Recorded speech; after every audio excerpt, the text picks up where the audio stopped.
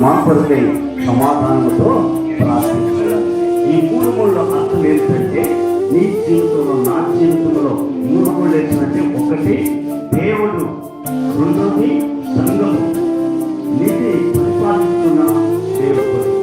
కాబట్టి మీ ఇద్దరిని సిద్ధపరిచేవాడు ఒకటి దేవుడు, రెండు సంఘము, మూడు మీరు దేవుడు జతపరిచిన వాడు, సమకూర్చిన వాడు, పరిపాలించేవాడు, ఇద్దరు ఒకటే సంసారం చేసేవాడు. జీవితంలో ఏ సమస్య వచ్చినా నీ పోలీస్ పారేది, నీ జతపరిచిన దేవుడితో కూర్చోవాలని. ప్రభువా, మమ్మల్ని నీవు జతపరిచినావు, మమ్మల్ని వేరు చేయకూడదు, వినకూడదు. ఏ కష్టం వచ్చినా, ఏ సమస్య వచ్చినా మేము ఇద్దరు కలిసి మేము జీవించడానికి మమ్మల్ని ఒక్కటిగా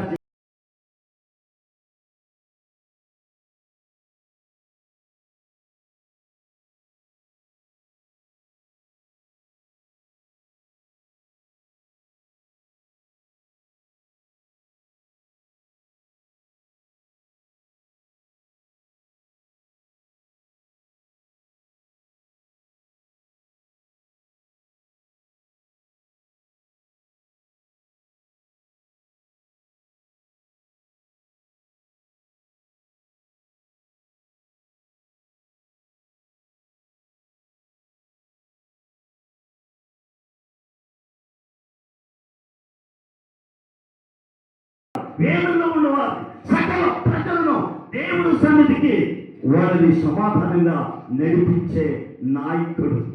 మీకెవరు కూడా చెప్పుకున్నారు లేనప్పుడు అటువంటి వారిని ప్రోత్సహించలేవరు భార్య. అయ్యో, నేను ఎటువంటి భార్య భర్త చేసుకున్నాను అనే ఒక సందర్భంలో అలాంటి కాకున్నట్ల మీరు జీవితంగా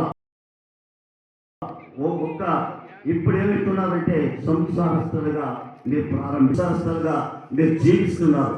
దానికి సమస్యలు వచ్చినప్పుడు దేవునితో కూర్చొని ప్రార్థన జీవితంలో ఎప్పుడైతే యేసుప్రభు మీకు ఉంటాడో ఆ కలహాలన్నీ కూడా అయ్యో ఆయన కుటుంబానికి వచ్చి మాకు పెళ్లి చేసా, అయ్యో శివుని చూపించా, వీళ్ళు జతపరిచా, అయ్యో ఇలాంటి వారిని వాళ్ళందరూ కూడా ఏమైపోతారు, ఏక శరీరముగా ఉంటారు.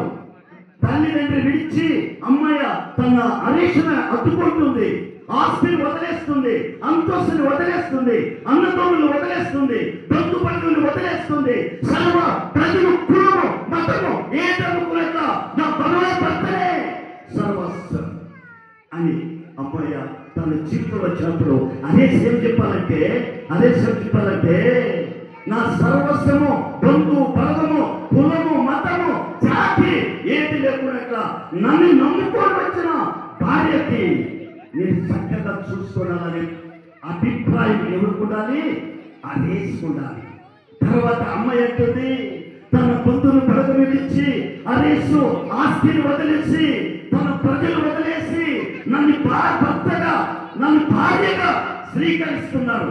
ఆయనని నేను నా భర్తని ఏమిటి కూడా విడినాడకూడదు, ఆయన నేను ప్రేమతో నేను చేర్చుకుంటాను, నేను ప్రేమతో ఆయనకి నా జీవితం అంతా కూడా సమస్తము, నా ఆస్తి అంతస్తు సర్వము నా అన్నిటి కూడా దేవుడు ఆశీర్వదించే దేవునికి మనం లోబడాలి. కాబట్టి నీవు భార్యకి భర్త లోబడాలి. దేవుడు శుభకార్యము ఒక్కటిగా జతపరచుకొని దేవుడు ఆశీర్వదించారు. మనమందరూ వచ్చాం. మీ అందరికీ వందలు చెప్తూ ఈ వాక్యం ముగిస్తున్నాం. ముందు కార్యక్రమం ధాన్యాలకు అర్పిస్తున్నాం. Thank you. మంచిది అన్న చాలా ఆవేశంతో చెప్పాడు. మంచిదే. ఆయన భాగ్యం అంటే ఈరోజు వివాహ వ్యవస్థ నాశనం అయిపోయింది ఒక రకంగా చెప్పాలంటే. మరి నేను తొందరగా ముగిస్తాను. మరి మీ ఇద్దరికి బైబిల్ చెప్తుంది, భార్య దొరికిన వారికి మేలు దొరికిన.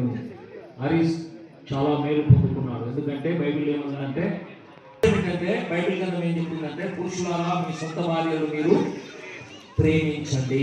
ఎలా ప్రేమించాలి? మన శరీరాన్ని ప్రేమించినట్టు ప్రేమించాలి. నువ్వు అలా ప్రేమిస్తే దేవుని కృప పొందుకునే వాడవుతావు. అలాగే అమ్మ, నువ్వు కూడా నీకు చెప్పేది ఏమిటంటే, నీ భర్తను గౌరవించడం నేర్చుకోవాలి. శారమ తన భర్తని